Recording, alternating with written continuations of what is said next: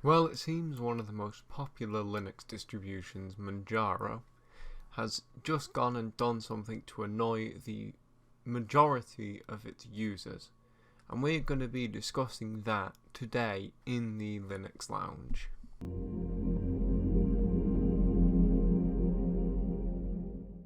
Indeed, one of the most popular Linux distributions, Manjaro, has just gone and made an announcement in its sort of testing update, which is kind of like the unstable version of Manjaro. And in this announcement, it's announced something that has gone and annoyed much of its community.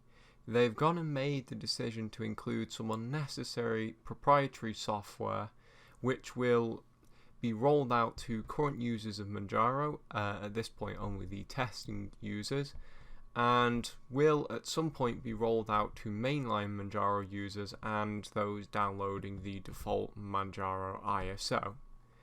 Indeed, if we go over to Manjaro's release announcement and look at it, we can see that Manjaro have made the decision to bundle SoftMaker's FreeOffice with Manjaro by default, as a result of a new partnership formed between SoftMaker and Manjaro. Now, naturally, this has caused quite an upset in the Manjaro community, and the forum post that was set up just for discussing this is now at 325 individual posts, most of them showing displeasure with this decision, and indeed there's a lot more people complaining over on various other Linux communities.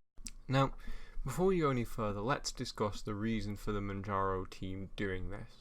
Well, supposedly FreeOffice has better compatibility with Microsoft Office documents, and I can believe that this is Manjaro's reason for bundling FreeOffice with Manjaro.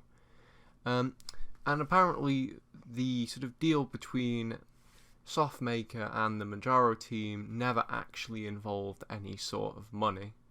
Although I'm really not sure if I believe that Manjaro had nothing to gain from this. Even if Manjaro really did have nothing to gain, I would still argue that this was a poor decision, given the fact that LibreOffice is already compatible enough with Microsoft Office anyway. Additionally, Manjaro actually has a shortcut to Microsoft Office Online bundled with Manjaro for newer users to use that.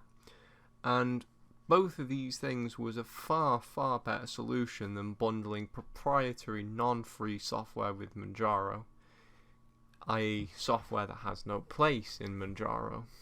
Now, as for whether or not this is actually right or wrong, in my opinion, it's absolutely wrong. People come to Linux for various different reasons, but one of those reasons is to escape non-free proprietary software. Now, it's true that many distributions, most in fact, do come with some non-free software. For example, mainly drivers and other such things like that. However, that is done out of necessity.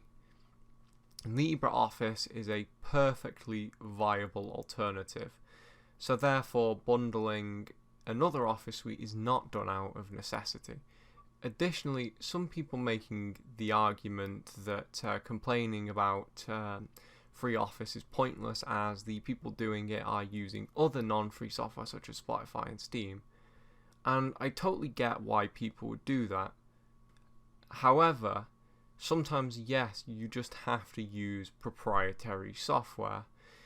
For example, in the case of drivers, as I just said, there's no real perfectly good free driver for much hardware. In fact, in many cases there is no free driver, so therefore you have to use the proprietary drivers to make use of the hardware.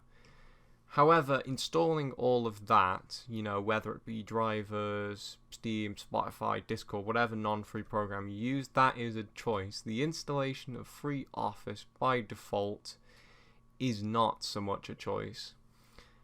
You can't really simply download Manjaro and not have it as it stands, which brings me on to my next point, which is, how could Manjaro have done this correctly? Well, they could have added an option in the installer to install FreeOffice or LibreOffice. This would give the user a choice. Alternatively, and this is how I would have done it, they could have simply put it in the repositories, announced that it was there, and left it at that. And honestly, I suspect that Manjaro will end up doing something like one of these two things, if not give up on the partnership with SoftMaker altogether, given the backlash they've received. And honestly, I really hope they do. Finally, I would just like to make a few suggestions for what you can do if you don't like Manjaro's decision and want to get away from them. Well, the first thing that you can do is simply actually switch to a community edition of Manjaro, as they will not be required to bundle FreeOffice. And I suspect, given the backlash Manjaro have received, they probably won't. However, if you want to leave Manjaro altogether, that's when things become a little bit trickier if you want to keep your Arch base. You could install, vanilla Arch, but obviously that's a little bit complicated. You could use an Arch installer, but then that still stays a little bit complicated. And unfortunately, Antergos is no more. I haven't looked at all that many Arch distributions, but the one solid recommendation I can give is Swag Arch. It's quite good and it works fairly well. However, my recommendation may actually be more like moving to something that's not based on Arch, or such as Soulless, which is, like Manjaro, easy to use, rolling release, and is in fact in many ways better than Manjaro. So if you want to, leave Manjaro to show, how much you're not in support of this, there is many ways to do that. Well, that's all I have to say about the situation, really. I would hope that the guys over at Manjaro will find a solution to this problem and make amends with the community. But I suppose, if they don't, there's always options for the end user, and I would really hope that as a result of doing this, Manjaro will please the demographic they are trying to go after with a decision like this.